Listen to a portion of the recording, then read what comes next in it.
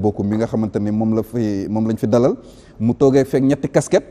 benn casquette bi mooy leader politique la bokk jiite mouvement boobu di Agir nekk porte-parole national coalition Aar Sénégal ñaareelu casquette bi xam ngeen ni moom ancien parlementaire la ñetteelu casquette bi nag juriste la kon ñetti casquette yooyu moom tey jii nii benn bu ci nekk rek dinañ ko convoqué ci biir waxtaan bi nga xamante ne moom la ñuy fas yéene yëkkati ak moom xam naa fi ñu tàmbalee rek mooy dogal bi nga xamante ne DGE génn na ko démb muy direction générale des élections boo xamante ne dafa am ay liste yoo xamante ne dañ leen invalider war na sax am na ci kuréel yoo xam ne jug nañu génne ab bataaxal di tontu ci loolee ñu bàyyi la nga leeral lan la ñu mën a jàpp ci ki nga xam ne day seetaan te comprendre lan mooy dogal bi direction générale des élections di génnee démb ci altine ñu leeral leen ko laata ñuy ñëw nag ci commentaire bi ak faram-fàcce bi. waaw merci beaucoup Pape effectivement bon dañuy wax direction générale des élections DGE mais en réalité ndogal boobu ministre de l'intérieur moo ko moom. ok parce que loi bi lu mu wax. Notamment article LO 183 dafa ne ministre de l'intérieur bi moo war a def loolu daal di koy génne mooy génn yu ñu génn liste yi daal di ko jëbal mais nag sooy xool commission bi nga xam ne mooy recevoir dossier moom mooy préparer loolu bokk na ci ay prérogatives am ministre de l'intérieur bi moom moo koy génne moo koy signer. Donc acte boobu lu mu ci jublu woon mooy publier lu ñuy wax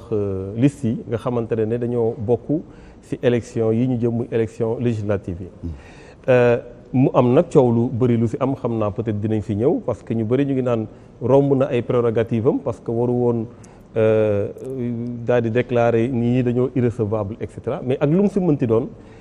article LO 184 bi dafay wax ne contestation su amee ci acte yoo xam ne ministre de l'intérieur mu ngi ko génne soit mu notifier ko wala mu publier ko am nañ possibilité yóbbu ko conseil constitutionnel dans les 24 heures moom mu am 3 jours pour mën a def daal di statuer ci loolu donc benn point la ci processus bi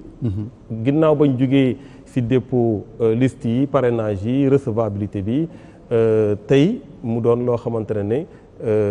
dañu publier liste yi maintenant nag am na ay saisines yu am au niveau du conseil constitutionnel du ñàkk conseil constitutionnel aussi dina génne ay résultats par rapport ak loolu parce que ñu bëri lu leen jaaxal mooy actuellement tous les regards sont orientés ci kuréel googu nga xam ne mooy conseil constitutionnel nga xamante ni moom la ñuy déglu ndax amul lu ñu mën a tuddee benn jiixi jaaxa boo xamante ni genre cafouillage institutionnel bu ñu ko mënee wax noonu parce que ñëpp a ngi xaar conseil constitutionnel ci ginnaaw gi ministère de l'intérieur jaar ci suuf génnee dogal boobu sénégalais yu bëri noonu comprendre ñu ndax processus bi fi ñu toll noonu la waroon doxee dëggantaan. non bokkul c'est-à-dire que xam nga conseil constitutionnel dafa doon loo xamante ne su dee da nga am ay contestation pour nga ñu fexe ba ñu leeral ko si ñoom ngay dem parce que dafa mel ni rek ñaari parti la ministre de l'intérieur nee na la yow lii amoo droit wala lii sa kii bi dafa irrecevable mu notifier ko wala mu publier ko su boobaa nag da ngay am recours maanaam da ngay am fenn foo koy jooyee fi nga koy jooyee mooy conseil constitutionnel moo tax procédure bi amul dara lu ci normal loolu c'est-à-dire que conseil ministre bi acte bu mu war a jël loi moo ko jox maintenant contenu bi c'est discutable mais lu mu ci mënti doon conseil constitutionnel lu la ñu may mu xool ndax li mu wax méngoo na ak loolu mais en dehors de ça pas seulement ñu ngi ko notifié même ñoo xamante ne ay mandataires lañu ñoo xamante ne gis nañu beneen liste bi ñu jàpp ne war nañ ko yóbbu conseil constitutionnel parce que jàpp nañ ne c'est une liste irrecevable ñooñu aussi mën nañu dem mais mandataires yi ñoom ñoo mën a dem au nom des coalitions parce que ñoom ñoo mën a représenter les coalitions pour mën a def recours au niveau du conseil constitutionnel. ok d'accord alors mu mel ni kon tey jii nii ci mardi 31 mai bi ñu génn nii ñu bëri ñu ngi doon séntu li nga xam ne moom mooy liste yi war a dem ci jongante bi conseil constitutionnel génnee ko ndax ils sont tenus par les délais ndax dañu leen tënk ci ay délais yu ñu ko war a def wala mën nañ koo weesu. non délai fu mu toll nii délai buy daw d'ailleurs je pense que léegi mu war na jeex soo moytuwul délai bu doon daw mooy 24 heures yi ñu jox mandataires yi. pour ñu dem déposer recours au niveau du conseil constitutionnel. mais conseil constitutionnel 3 jours la am. 3 jours la am pour statuer. 3 jours yooyu nag commencé gul sax su ma jum wala suy commencé mu ngi soog a commencé. donc am na 3 jours pour mu statuer pour xool ndax recours yu ñu déposer lan la ban xalaat la ci am. Pape Moussa. waaw moom en tant que représentant Aar Sénégal parce que ñoom dañ ne woon ñaari liste yëpp baaxul muy Yewwi ak muy kii est-ce que da ngeen def recours pour avoir les validations de Benno ak Yewwi. non xam nga ñaari liste yooyu baaxul loolu daanaka le ministre bi wax ne ñoom ñaari seen liste baaxul mais dafa d'une manière partielle la ko def maanaam mun nañu wax genre irrecevabilité partielle la. dafa jël titulaire bi. kii bu ne la yow sa titulaire baax na waaye sa suppléant baaxul. kee mu ne la yow sa suppléant baax na waaye sa titulaire baaxul. ñun jàpp nañ ne lu jëm ci ay liste mënoo diviser suppléant ak titulaire mënoo ko xaajalu parce que nag article L 154 bi leeral na ko très clairement surtout pour la liste proportionnelle loolu leer na donc maintenant am na ay recours yuy am parce que irrecevabilité yi ñu waxoon ne effectivement il y a des problèmes effectivement am na ay problèmes wax nañ ko maintenant nag ñoom ci seen bopp dinañ def recours ci biir recours boobu conseil constitutionnel dina wax li ban xalaat la ci am. waaw ñu gis ne nu mu tëriti lii yëpp parrainage yi moom moo ko indi est-ce que yéen de base est-ce que da ngeen d'accordoon ci parrainage parce que dañoo waxoon ne cour bu international bu CEDEAO dàq na nu mu tëriti parrainage est-ce que yéen da ngeen cee dem rek parce que dañ leen forcer la main ba xam nu mu tëriti d'accord ngeen ci parrainage bi. non parrainage bi kenn d'accord aussi damay fàttali ne jour bu ñuy voté parrainage bi jour boobu maa ngi nekkoon commissariat central. dañ ma jàppoon man Thierno Alassane Sall ak ñeneen. ñu jàpp ñu dugal ñu ci kaso yi. donc on s'est battu pour que parrainage am d'autant plus que parrainage nekkul loi boo xamante ne dafa amoon consensus autour de la loi. dañuy jékki-jékki rek jël loi bi yóbbu ko assemblée nationale parce que am nañ majorité bu nekk foofu bu ko bëgg a voter voilà ñu voté ko. mais teewul ñu continuer di xeex parrainage. moo tax d'ailleurs man bokk naa ci ñoo xam ne bañ indiwaatee parrainage parce que indiwuñ ko ci local yi. bañ ko indiwaatee ci élection législative yi def naa point de presse pour wax na opposition bi xeex parrainage bi. parce que su ñu nekkee ci ay calculu ñun dañoo am doole ñii amuñu doole donc dinañ mën a écarter ñi et cetera dañuy juum. parce que parrainage bi soo ko xeexul. carrément ci législative suñ ko yóbbee présidentielle mën nañ la téye aussi. donc loi moom su baaxul rek baaxul. jàpp nañ ne même su dee duñ ko dindi carrément mën nañ ko améliorer. parce que ba ñu paree élection 2019 bi rapport yu ñuy def yëpp dañu war a ne parrainage bëri na ay rëq-rëq surtout ay droits yoo xam ne Sénégalais yi dañ ko am ba pare. mu koy jalgati loo xamante ne dafa jëm ci vote et tout. ñu jël affaire bi yóbbu ko au niveau cour de la CEDEAO bi nga xamante ne dafa wax très clairement weebul rek ci ne baaxul dafa ne Sénégal na ko dindi dans les 6 mois na ko dindi voilà mais Sénégal moom su ko neexee mu respecté su ko neexul di respecté lu en ce qui concerne décision cour de justice de la CEDEAO mais am na une décision boo xam ne actuellement bu wax Sénégal na dindi lu ñuy wax parrainage mais gis nañ parrainage c'est une arme boo xamante ne ñi yor pouvoir ñoo ko téye ba jàpp nañ ne dañ koy utiliser parfois pour éliminer des adversaires politiques loolu nag lañ jàpp ne du normalul ci démocratie parce que démocratie ñu war a dem wuti votu askan bi dañu war a yemal dañ leen a war a yemale nga nekk nguur wala nga ñàkk nekk nguur mais su dee am na koo xam ne am na avance ci mbir mi rek dafay doon lu doy waar moo tax ñun dañu contre parrainage mais la loi moom mooy loi bu doon appliqué wu c'est-à-dire que soo koy xeex bañ koy xeex dañ ko doon xeex pour mu bañ a am mais dès l'instant que mu am fii ak abrogé wuñ ko loolu moom mooy nekk en vigueur loolu mooy dox donc on était obligé d'aller chercher des parrainages pour ñu mën a bokk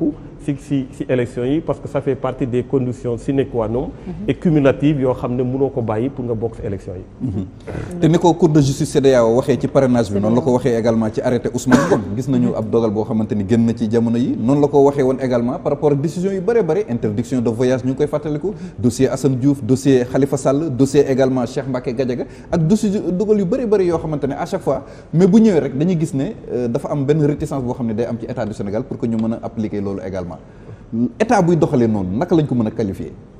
waaw xam nga soo bokkee ci communauté yu mel noonu da ngay am lenn loo xam da nga koy bàyyi ci lu ñuy wax la souveraineté. xam nga parfois état yi dañuy invoquer le principe de souveraineté. ne ñun état yu souverain lañu. du diw wala diw moo ñuy wax ñu def lu ñu war a def. alors que bés boo bokkee ci kuréel yu mel noonu su souveraineté dafa am pàcc boo xam ne da nga ko ciy def keneen def ci pàccam loolu mooy tax ngeen mën a nekk ci kuréel bi. moo tax d'ailleurs ay règles mën a am ay lois mën a am ñu mën ko di appliquer moo tax da ngay gis. même ay protocole yoo xam ne dañuy obligé di ko adopter muy dugg suñu biir ordonnancement juridique donc yooyu yëpp dafa doon loo xamante ne dafa war a imposer wu ci yow dafa am benn force exécutoire boo xamante ne dafa war a am malheureusement Sénégal tàmm nañu di respecter décision cour de la CEDEAO su dee arrangé na leen mais su dee arrangé wu leen dañuy gis souvent que dañuy préférer ne mettre en avant la souveraineté alors que la souveraineté ça n'a rien à voir avec ça justement c'est la souveraineté qui a permis au Sénégal de faire partie de la CEDEAO. mais Pape mën naa def benn parce que d'accord uma ci li mu wax par rapport au parrainage parce que moom ci biir exposé mu ngi wax ne démocratie li koy ñoŋal mooy ñoom ñëpp ñu am égalité ci ñi nga xamante ne mooy candidat lañ mais effectivement loolu la réglé moom parrainage c'est-à-dire parrainage musul ñàkk ci ordonnancement juridique sénégalais surtout ci ay élections parrainage daf fi mës a am depuis la constitution de 1963. ba ci bu ñu génnaatee. ci mais généralisé wuñ ko woon pour. exactement donc dafa am ñu mu concerné woon am ñu mu concerné wul et là on assiste à une rupture de l'égalité. parce que am na ñu doon wuti parrainage chaque jour. Youssou Ndour Keba Kane 2012 loolu tax bokkuñu. mais ñi nga xamante ne dañoo am parti politique ils étaient exemptés de parrainage. ñu ne léegi na ñëpp yem comme tolloo bi mu doon revendiquer léegi parrainage dafa ñëw pour andi rupture d'égalité mais dañ xam nga lan moo ko andi pour bon comme nee na dañ koo forcer parce que parrainage dafa bokkoon ci référendum 2016 bi. parti politique yi jug gars yi kaas ñu ne nañ ko dindi parce que dañu mën a dina mën a recaler yenn candidats ñu bàyyi ko comme que Macky Sall tenait bien à son référendum mu rocci ko ci 15 points yi. mais bi ñu demee aux élections législatives mais on s'est retrouvé avec 47 listes. c'est ça. pratiquement. mënuñ woon bu ñu nekkoon ne. ku nekk na jël 47 listes balaa ngaa voter mën nañ voter 3 jours. donc il fallait trouver un mécanisme boo xamante ne c'est pour rationaliser les candidatures. et que même ñoom ñi ñuy cité en démocratie yu mag yëpp mais dafa am parrainage la France dafa am parrainage. États-Unis les primaires parrainage la Mali bii nii nekk suñu wet dafa am parrainage pour man. parce que bu ñu ne la 0,5 wala 0,1 wala 1% ci suffrage bi dañ la laaj wax dëgg yàlla ki am ku ko amul waroo mën a bokk ci élection pour man loolu principe bu ndaw la léegi nag war nañu loolu laa ñëwaat ci décision cour justice CEDEAO waxul ñu dindi ko dañ ko xoolaat dans son mécanisme parce que maa ngi lay wax Mali bokk na CEDEAO pourtant parrainage am na dëkk CEDEAO yu bëri am nañ parrainage mais nañ xoolaat mécanisme bi parce que effectivement la violation du secret de vote pour man daf cee nekk parce que man bu ma nee Pape Ndiaye laa bëgg mu nekk président de la République balaa Pape Ndiaye dina naam foog mu ne fa balaa moo yegg doon candidat foog ma parrainé ko ba pare et bu ma ko parrainé parallèlement dama xaw a dévoiler sama secret de vote question wu doublon yeeg yooyu pour man war nañ informatiser système bi ba ku nekk mën nga toog sa kër parrainé ki ngay parrainé sans problème boo duggee di jéem a parrainé keneen ñu ne la duñ ko nangu parce que sa fichier dugg na ba pare moo gën nga gis ñoom nu mu tudd Thierno Bocoum ak ñoom Pape Djibril Fall yore seen i kees di yenu di dem pour man yooyu noonu c'est dépassé war nañu xoolaat mécanisme bi mais pour maintenir lii bi moom je pense que c'est mais nag bu dee nag rationaliser candidats yi ñoo ko taxoon a jóg actuellement 15 candidats ñoo déposé woon pour man c'était déjà rationnel. mais bu fekkente ni parrainage bi également dafay servir de filtre écarter ñi nga bëgg écarter tam ça risque de poser problème. waaw foofoo tax ñu war a permettre électeur bu nekk mën a parrainer 3 à 4 parce que tey jii nii buñ ne circonscription bi 10 000 électeurs la. Thierno Bocoum dem ñëw andi 10 000 parrainage moom kese bokk. keneen du mën a bokk. mais du ko Pape waxee rek laay adhéré je l'ai pas même loolu naru moo wax mais parrainage c'est un système d'équilibre ak harmonisé comme ni nga ko wax harmonisé sur le plan droit ñëpp yam mu am équité. mais secondo comme ni nga ko 47 partis mënoo ko def élection au Sénégal avec une population boo xam ne moitié bi sax jànguñu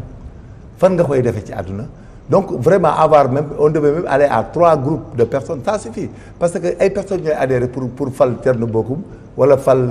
Alioune Kandji wala fal Ouleye Mané je pense que des corporations yi war nañ ko mën a restreindre ba nga xam ne objectivité dana am mais xam nga même li ñu jëm nii gis nga coow li ñuy attardé nii loolu moo ko indi donc je pense que faire de sorte que les choses soient lisibles et très pratique day baax ci réew quoi.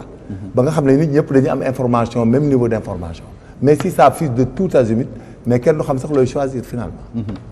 alors président. waaw bëggoon li wax mooy Pape Moussa dafa ne d'accord ñu mais d'accord nañ parce que. j'ai tantôt dit que suñ ko dindiwul war nañ ko améliorer. donc je pense que j'ai été clair sur ça le problème ce n'est pas le parrainage en tant que tel nga xool ko si filtre bi nga xam ne day war a tax. ñu mën a limiter le nombre de candidats le problème mooy nan la ñuy defee parrainage foofu la problème bi nekk mooy rupture d'égalité yooyu am ci biir parrainage mooy aussi le secret de vote bi nga xamante ne duñ ko respecter loolu yëpp bokk na ci yoo xamante ne cour de la CEDEAO je précise que cour de la CEDEAO a effectivement demandé à ce que ñu dindi parrainage il a donné une date un délai de 6 mois pour que ñu def rapport pour wane ne dindi nañ ko loolu moom ça je te le précise beneen bi mooy que ne sooy xool procédure bu am ci parrainage procédure bi lu ci coalition yi maîtriser bëriwul xam nga tey sooy xool parrainage boo xamante ne mujjantal ba mooy dem saisir cour conseil constitutionnel wala nga saisir le conseil constitutionnel mais ñëpp gis nañu ne le conseil constitutionnel ni ñu defaree machine bi ak façon boo xamante ne moom la ñuy utiliser machine maîtriser ko te un juge dafa war a juger par rapport à son intime conviction maanaam bëri na ay mbir yoo xam ne am na ci parrainage bi ñu ko maîtriser rek ñoo ko maîtriser mais ñu ko waroon maîtriser yëpp maîtriser wuñ ko donc pour dire tout simplement que effectivement arme la dans la manière bu ñu koy defee boo xamante ne dafa am ñu ci am avantage par rapport à d'autres maintenant s'il faut améliorer il faut le faire de sorte que mu am transparence déjà ci façon bu ñu koy defee ensuite loi wala droit yu muy rompre yëpp nga xamante ne daf koy def contre ay nit ñu dindi ko totalement dindi ko complètement donc je pense que lu ñu war a améliorer la je l'ai dit tout le temps et façon bii ñu koy defee fii ak mu ngi continuer ça sera contre l'opposition et ça sera pour le pouvoir. Des observations. C'est bon. beneen wàll Il a été clair par rapport à cela. comment. Non, pas d'observation par rapport à cela. Alors Je suis d'accord avec ñu ñëw ba léegi ci yow juriste nga moo tax par exemple foog ñu xaw la génne ci terrain politique bi dugal la ci terrain